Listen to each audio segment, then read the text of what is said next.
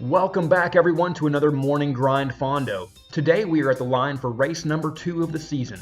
Currently, and by possible miracle, I am in first place for the series after sprinting for the win in week number 1. Chris Ostberg sits in second and Buckwild Buckland in third. This week it's one lap of the Watopia Figure 8 loop. The course takes us through both the Watopia flat and hilly courses in both forwards and reverse direction. It will be a fast week and the KOM climbs are going to test anyone to hang on to the pack. My live stream had a few problems this week and did not capture the Zwift game footage, a problem I didn't realize until about 4 minutes into the race. So rather than look at 4 minutes of this screen, we are fortunate to have some race footage from fellow dirt racers Jason Mutchler and Ken Nowell, both of which are running some great live streams themselves. Check out their channels in the comments below. Okay, back to the race. I think some people took offense to my comment last week about the start being much more manageable with this new format.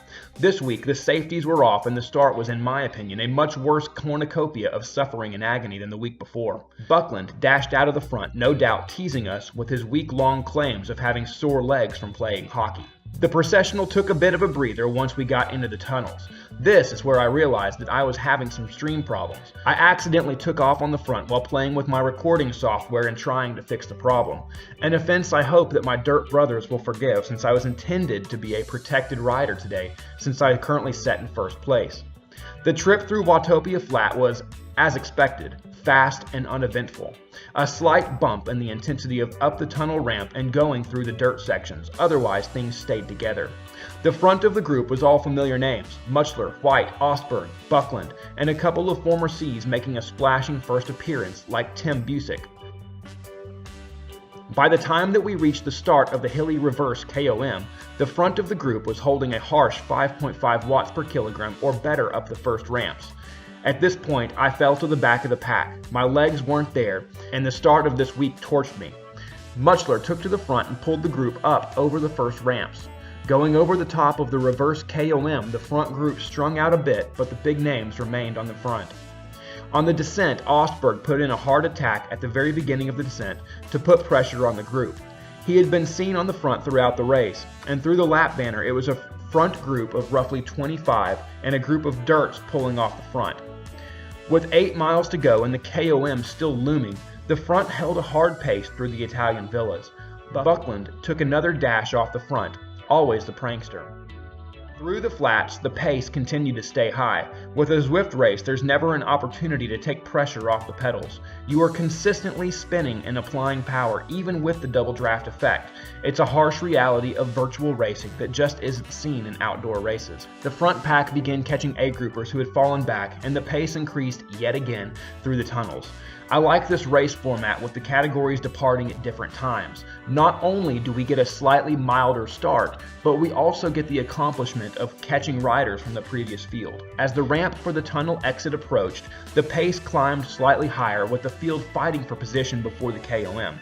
This would determine who the final selection would be and who would be there for the final sprint finish.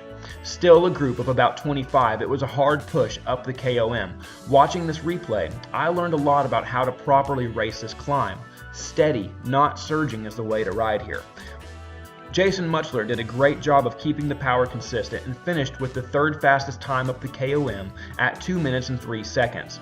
With a group this large and only 4 miles remaining, you have to be with the front group to have a chance. Wolf had dominated the climb at 1 minute and 50 seconds and was now screaming down the descent with a 15-second gap. A brilliant attack on his part, but can it hold off to the charging group of 15?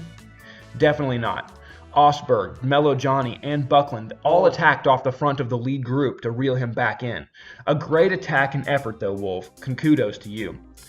At the sprint banner, Ostberg dominated on the front, clearly hungry for the win and charging through yet another pack of A-riders who had been cast off.